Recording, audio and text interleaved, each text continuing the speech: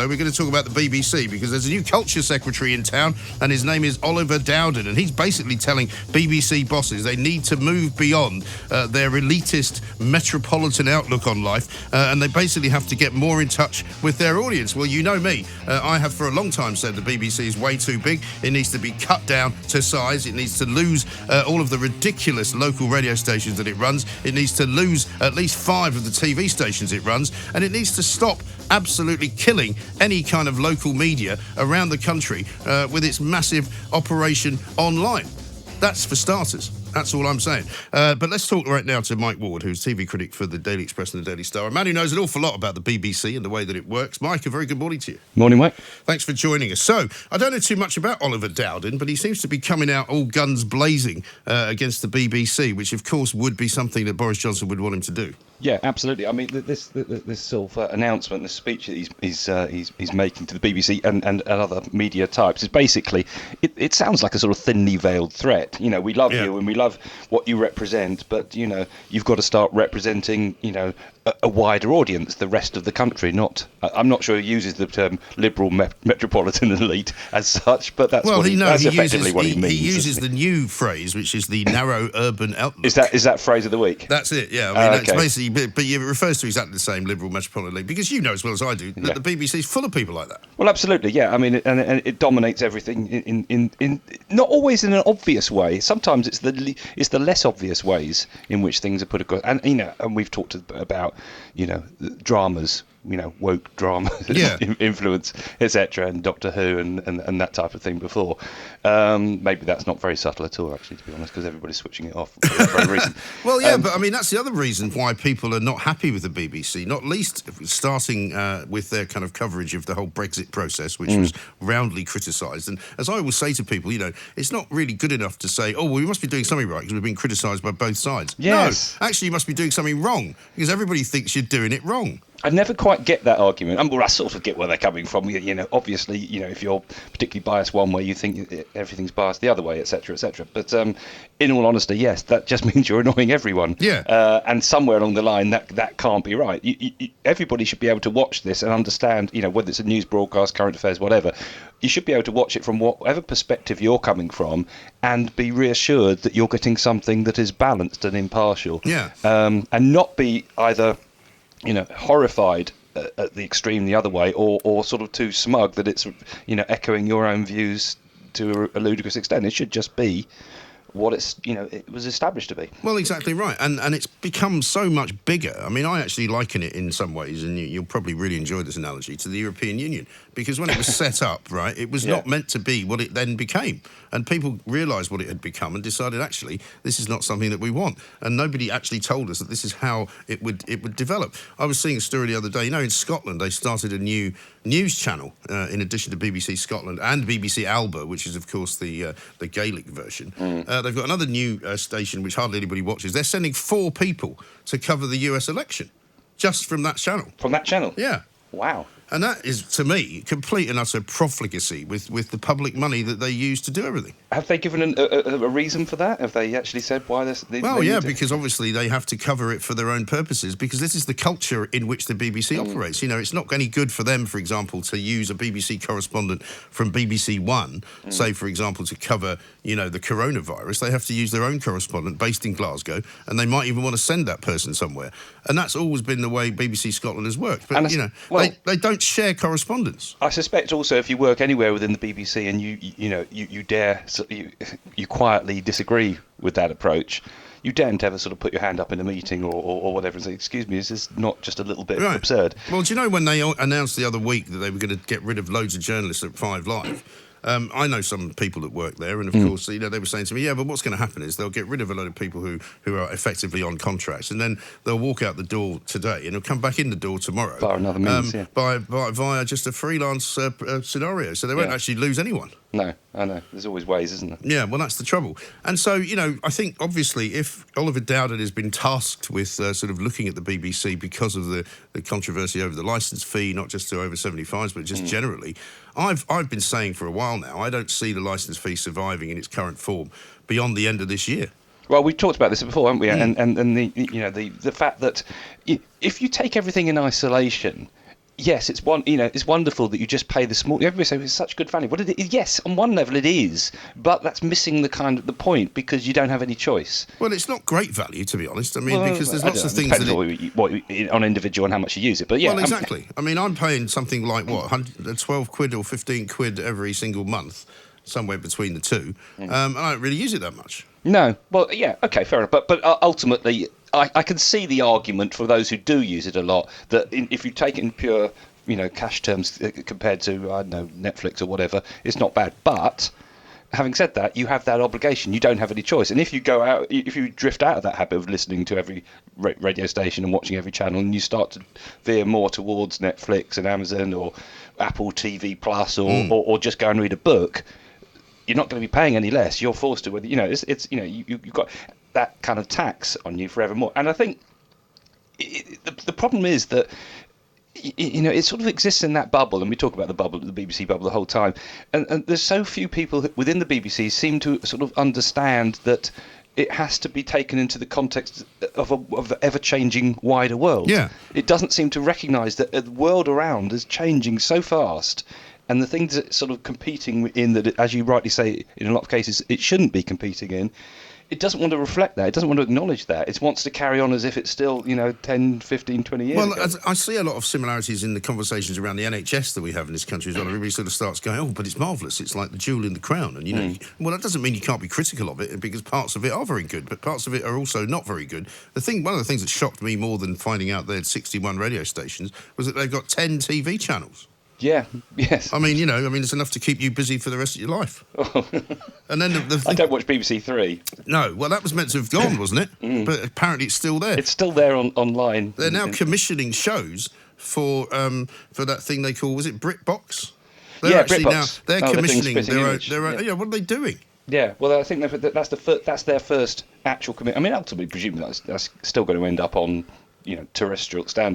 traditional terrestrial TV at some point. Yeah, but I mean, you've worked in the commercial media for a long time. I mean, who walks into a building and goes, you know what I'm going to do now? In addition to all of those people over there who are already commissioning loads and loads of stuff, I'm going to start commissioning stuff as well. Where's my budget? Yeah. Right?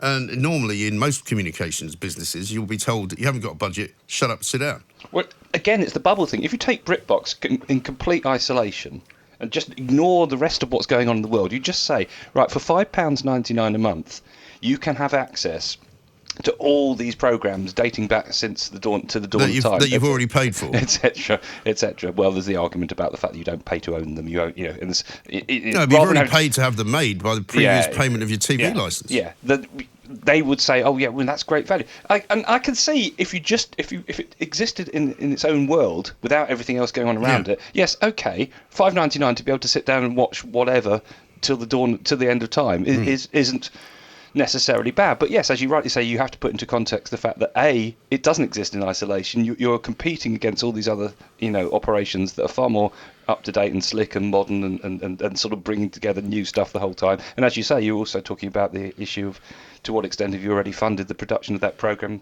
in the first place. Yeah, exactly right. And when you look at what they do with things like Glastonbury and what they do with things like the Olympics, where I think I'm right in saying, and also the World Cup, they sent more BBC journalists to the World Cup in Russia than we had members of the England team. Similarly, more members of the BBC went to the last Olympics than were actually in TeamGB. Well, we get used now to the idea, don't we, that every time on screen there's always a pundit, a commentator and a co-commentator. We used to have a co-commentator. I mean, they're tiny details, but they all mount up. Yeah, of course. And then you go into the studio at half-time and it's Gary Lineker or Gabby Logan, whoever it is, and there's at least three pundits. Yeah. And then all getting paid highly by the public purse, and all getting shuffled around and chauffeured around in very nice cars. Yeah, and you sort of think, well, when they talk about, we're going to have to close down channels, we're going to this, that, and the other if you make us, make all these cuts. Well, sometimes you just look at the day-to-day mechanics of each individual programme and think, well, do you need all that? Do you need that many people doing that? Yeah. And if you applied that philosophy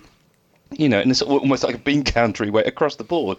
This amount of savings that could be made just by not having so many people doing so much stuff. Well, exactly. But they're not adding value from my point of view as a viewer. And all the doubling up that they do, you know, from 5 Live to 4, you know, to news company, you know, News Beat. You know, they can't just have one news hub like everybody else who would normally be running a big multi-business media organisation. Yeah. You would have a sort of central core of people, which is what they don't have, which wouldn't be very difficult to do.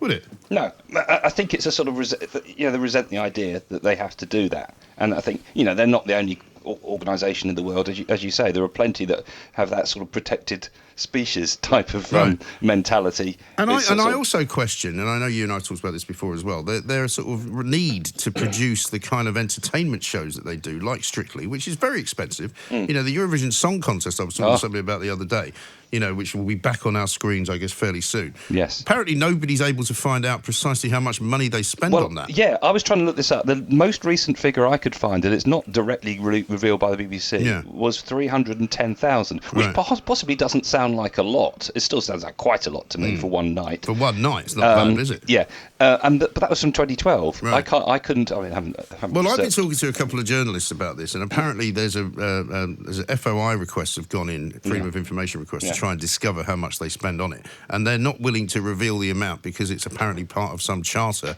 to do with news and current events coverage that they don't need to reveal exactly how much it costs. But I mean, why would any part of what the BBC does not be transparent? Yeah, and I don't think that's acceptable. I mean, especially as it is, you can go into the sort of argument about the annual humiliation that takes place whenever we enter at Eurovision now. And we go into it, and we are one of the so-called Big Five. So the reason we go in and we go straight into the final on Saturday night, and we don't have to go through the embarrassment of a semi-final on a Tuesday or a Thursday, which they have introduced in relatively recent times. We pay, and I think it's Germany, Spain, Italy, and France, and us contribute to all these countries. We pay then a being premium. Able to, we pay so much money that we're allowed to place in the final, as are these other 4 countries. So not only are we being humiliated on an annual basis, we're paying for the privilege to be humiliated. Yes, I know. That's the thing. That's the thing that's really galling. I've been to Eurovision several times. I can't imagine sitting in a meeting with these bozos. You know, if they actually worked in the real world, it's unbelievable. You know, you can't work like that in the real world. I know, and I think the real world is I appreciate it. I sound a bit curmudgeonly, but the real world does actually increasingly impinge on what they do. Yeah. Well, I was amazed to find. How about this, right? I bet you don't know this. Did you know that they produce a separate news channel just for airplanes? I'm not joking. Needing that much longer, so. Well, there's no planes flying at the moment, but I was on a flight to New York last year, I think it was, and I put on the news channel because I thought, we'll have a look at this. It'll probably be BBC News Channel that they've got on. No, it was a completely separate channel, which they do at Broadcasting House, because you could see the background was Broadcasting House. You could see that all the presenters were completely different. And a number of times presenters pop up on various channels doing the news. You go, who's that? How long have they been there? I've never seen them before. That woman who resigned from China, she's never off the telly. I thought she'd left. What? So what's this channel called? It's called something like BBC World. Oh, okay. Something like that. That's it's not the same as the BBC World that you get when you're in a hotel and you switch it on and it's crushingly boring and unwatchable. Well, but what it isn't is BBC News 24. No. So it's a separate entity to the news channel.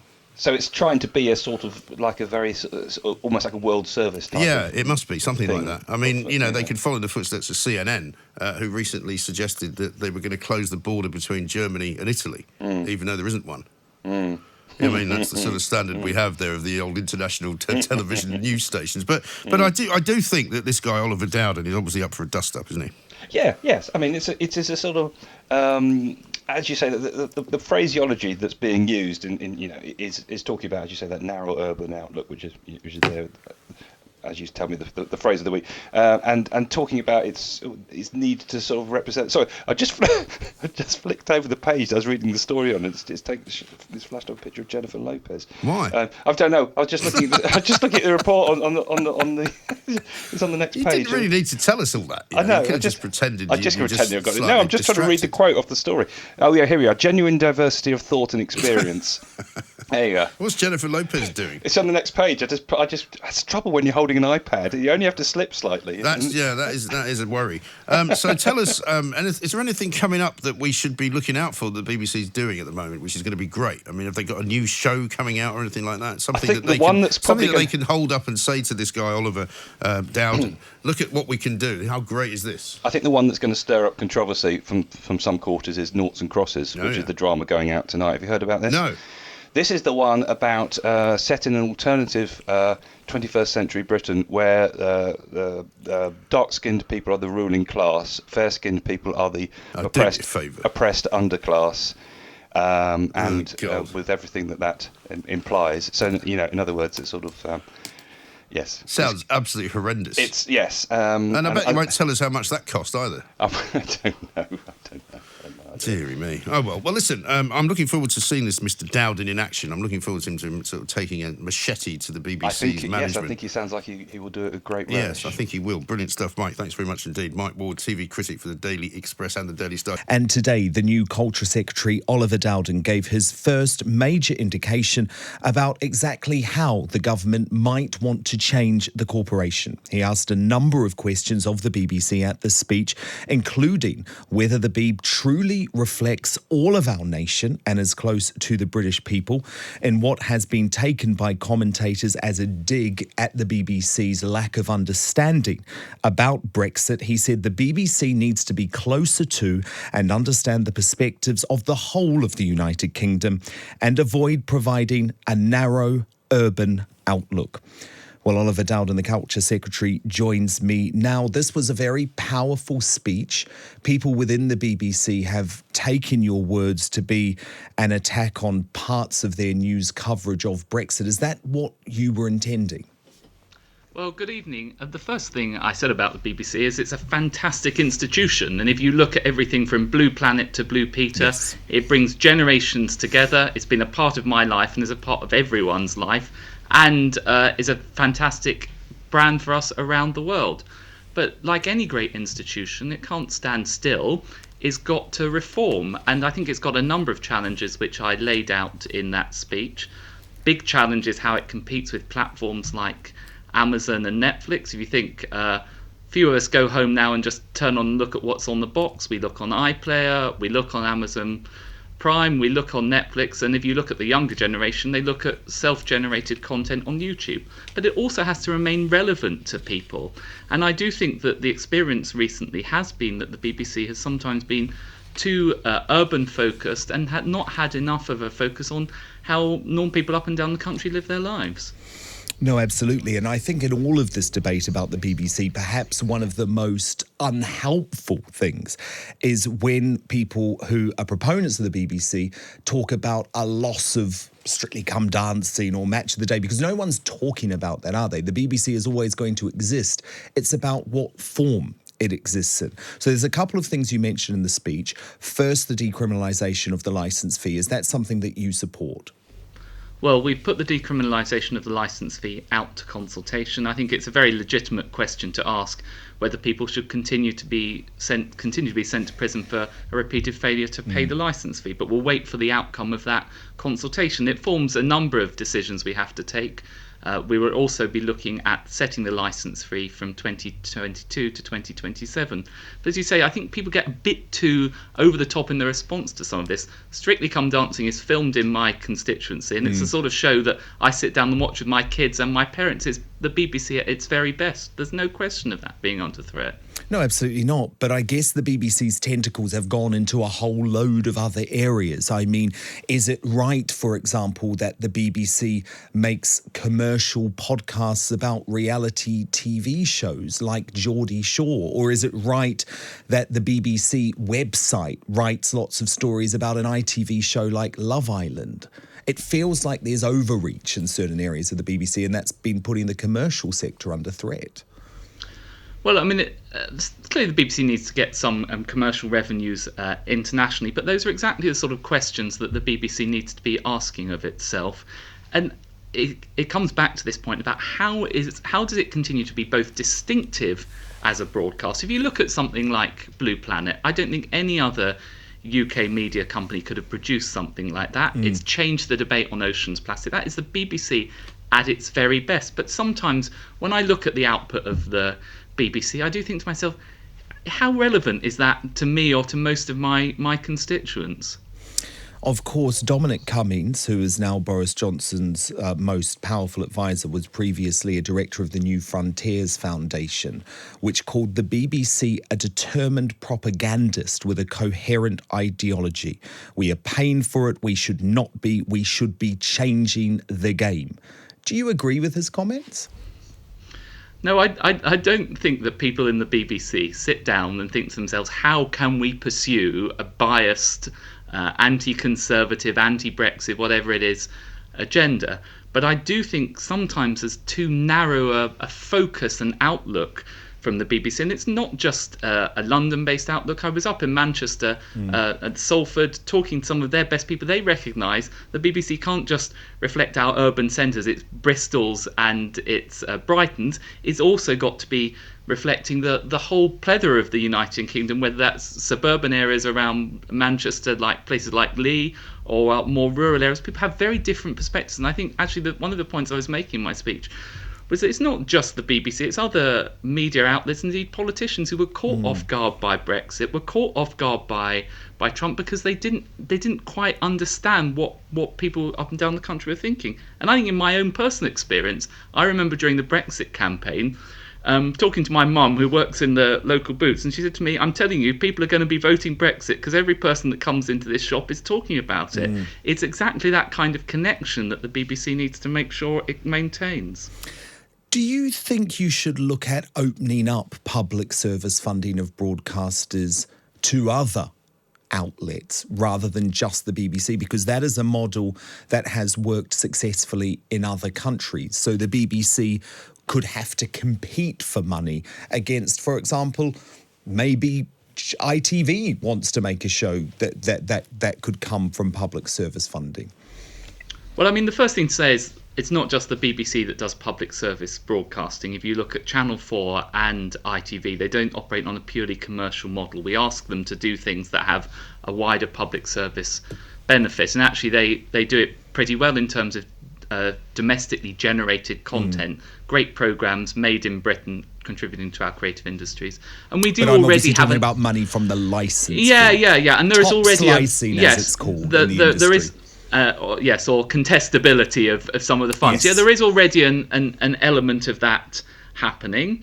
The overall framework of the licence fee is set out in the Royal Charter that lasts till 2027. But of course, we need to be asking ourselves these questions. No, I think we do. Now, what about the question of Channel 4 itself? Because there have been reports over the past fortnight, and this is something that I've obviously campaigned on, that Boris Johnson is considering selling Channel 4, which has long been a Tory ideal pledge, but something that's never happened. David Cameron never went through with it. Do you think Channel 4 could be sold by this government? Well, look, we've got a process. The Ofcom, who is their regulator, are looking at public service broadcasting as a whole. That's happening this year. Let's look at what comes out at the end of that. I'm very mindful of the fact that Channel 4 produces £400 million worth of original content that goes into our creative industries. That's double what, say, something like Netflix is doing. But of course, it's right that as we respond to the public service broadcasting consultation by Ofcom, we consider the whole future of public service broadcasting in the UK, because it can't stay as it is. The so-called linear age of broadcasting, where people go home, turn on the telly and watch what's on the box, is dying before our eyes. We go home and we think, well, should we see what's on Netflix? Should we see what's on Amazon? Should we see what's on the iPlayer or the ITV player? We have to ask ourselves, how do we retain the value of public service broadcasting, the unique programmes, the independent news output, whilst at the same time adapting to changing times? Because it is quite extraordinary to me that Channel 4, a publicly owned broadcaster, has a news service which is inherently biased, at least in my opinion, and a presenter that has been known to use expletives about your party. Well, I'm not going to sort of get into commentary on individual presenters on Channel 4 News, and I don't usually get home early enough in order to watch Channel 4 News. But That's the right call. Okay, I'll leave it there. Look, I guess what's interesting though is that this government seems to be hitting back at some of this biased coverage, not giving interviews to Channel 4 News. The more controversial decision has not been to put ministers on the BBC's Today programme. What's your position on that? Well, I actually turned on the Today programme at 8:10. Ed Arger, who's the health minister, is a friend of mine, and I heard him talking about the coronavirus on the sort of prestige 8:10 slot. So I'm not sure it's a total boycott. There's no ban, but you're just looking at other places where you can deliver your message, I guess. Well, I think it's important, and this goes to the point about connecting with the whole of the UK. Not every person gets their news like a lot of politicians do from turning on the 8 o'clock news bulletin on the BBC, and we need to make sure that as politicians we communicate with the people who we represent and who elect us through all the channels in which they consume news and information. And increasingly that's social media platforms as well. What would you say to BBC staff members who are concerned about their jobs? I would say to BBC staff members, I cherish the BBC. I think it is a fantastic national institution. I think of Dad's Army, Fawlty Towers, that sort of shows that made me cry with laughter and still do when I watch it. It's brilliant. We don't want to destroy the BBC in any way. We want to cherish it, but the BBC has to remain relevant to the people that pay for it through their licence fee. Just finally, what's your favourite TV show? Modern or right in the past? Now, I'll tell you. Right now, I'll tell you what I like watching right now is if I'm home on a Saturday evening, I like to sit down with my kids and watch Strictly Come Dancing. I just think it's a fantastic way of bringing the whole family together. Absolutely. It's hard to argue with that. Oliver Dowden, the Secretary of State for Digital Culture, Media and Sport, thank you so much for being on the show.